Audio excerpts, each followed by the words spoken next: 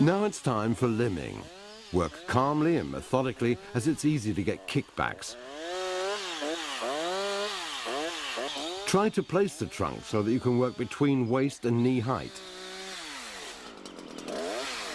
Stand to the left of the trunk and work from the base of the tree upwards.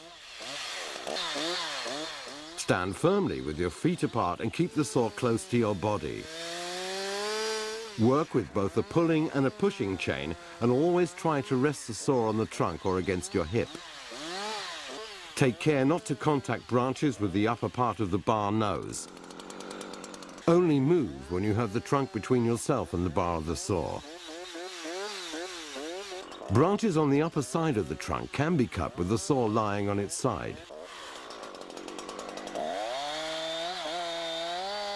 You can limb the branches on the underside of the trunk at the same time as the rest if you have a good working height. If the tree has large branches, they can be under great tension, in which case you should limb them from the outside and in towards the trunk. Saw with the bar held vertically to reduce the risk of it getting caught. If the branch is very large, you might have to cut it from two sides. Observe how the branches are tensioned so that you can saw them from the correct side. Otherwise, there is a risk that the saw will get caught.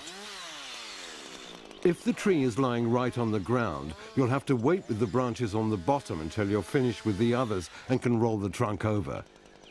Be careful when the trunk is close to the ground, since there's quite a risk that you'll touch something with the tip of the bar, which will cause a kickback.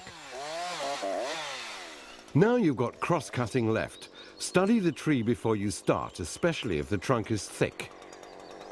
First, try to see how it's tensioned. Watch how the trunk reacts when you start to saw. You might have misjudged the tension. Stand off to the side of the cut, since the trunk can jump up when it comes apart. Never stand below the trunk if the ground is sloping.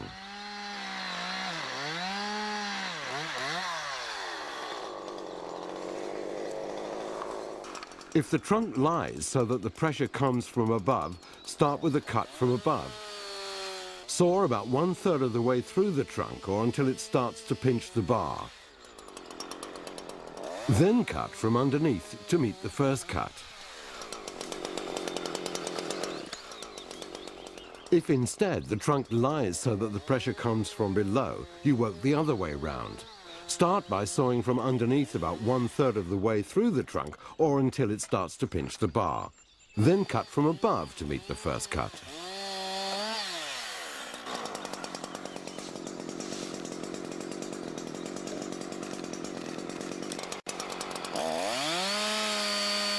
If the bar gets stuck, don't try to pull out the saw.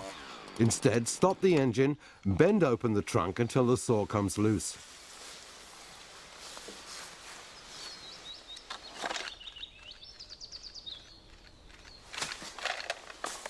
When you've finished work, it's a good idea to take a look at your saw to make sure it's functioning properly, is safe and ready to go the next time you need it.